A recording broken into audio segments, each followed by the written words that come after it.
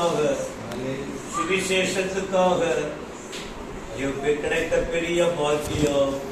நன்றி அப்பா. கடந்த நாட்களில் 10ஆம் தேதி எடுத்துக்கொண்டதற்காக நல்லபடியா அடுக்கத்தை கட்டளையிட்டு அதுவும் நல்லபடியா ஒரு சமாதானமா நடந்தது, அமைதியா நடந்தது. அதே போல இன்னைக்கு நடந்தது ஜப கூட்டம் கூட அழகாய் தொடங்கின நேரம் முதல் இன்னும் 1 மணி நேரம் கூட நாங்கள் நடத்தி இருக்க முடியும்.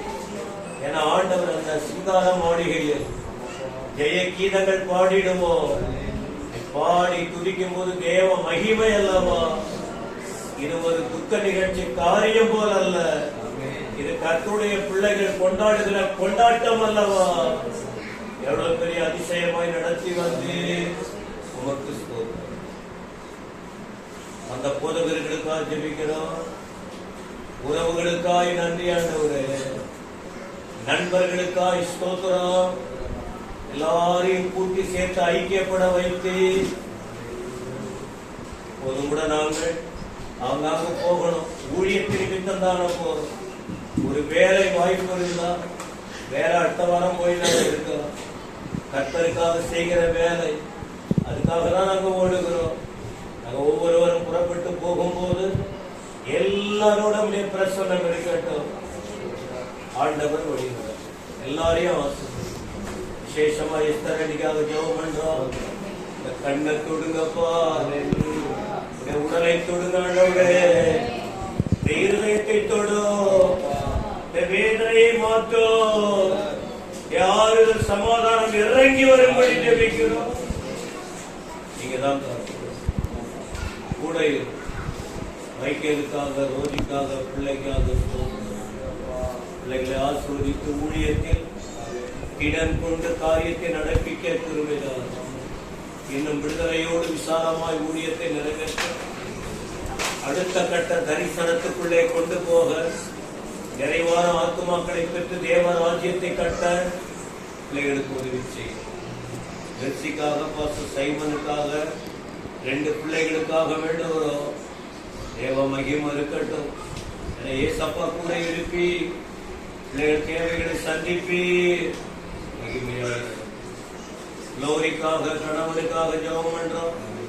மகனுக்கு நல்ல பலத்தை கட்டளையிடோ, மகளை ஆசீர்வதியோ, பாதுகாப்பு இருக்கட்டும். 3 பிள்ளைகளையும் ஆசீர்வதிக்கும்படி வேண்டுகிறோம்.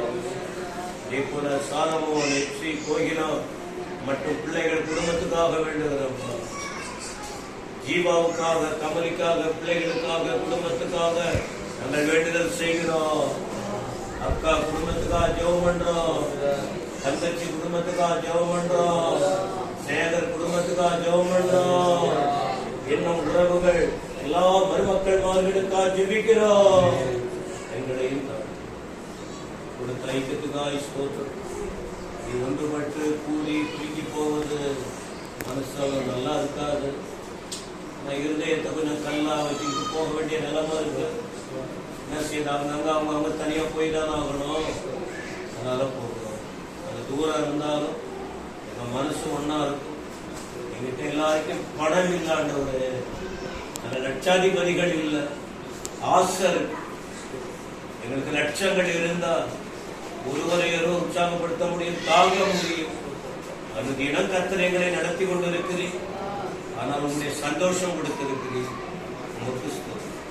மீண்டும் அடுத்தடுத்த மாதங்களில் எடுக்கிற தீர்மானங்கள், பிள்ளைகளுடைய படிப்பு, பிள்ளைகளுடைய வேலை, ஏற்ற வயது வரும்போது எதிர்கால திட்டங்கள், எல்லாருக்கும் சொந்தமான வீடு, எல்லாருக்கும் ஆயுசு நாள், எல்லாருக்கும் அற்புதமான நன்மைகளை தந்து இந்த முறை எங்களுக்கு கொடுத்த முன்னெல்லாம் திருமணத்தை விட்டு அதிகம் வந்துகிட்டே இருந்தோம்.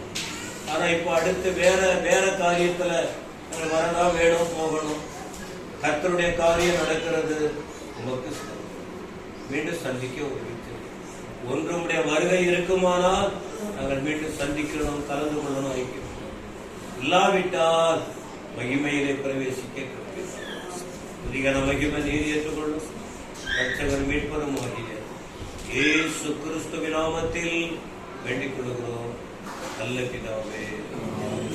கர்த்தராகிய இருக்கிற இயேசு கிறிஸ்துவின் கிருபை, பிதாவாகிய தேவனுடைய அன்பு, தூய ஆவியானவருடைய ஆசீர்வாதம் நம் அனைவரோடும் இயேசப்பா வருகிற வரைக்கும் நிலைத்திருப்பதாக. ஆத்மாவே கர்த்தரை உடலே ஆத்மாவே கர்த்தரை ஸ்தோத்திரி.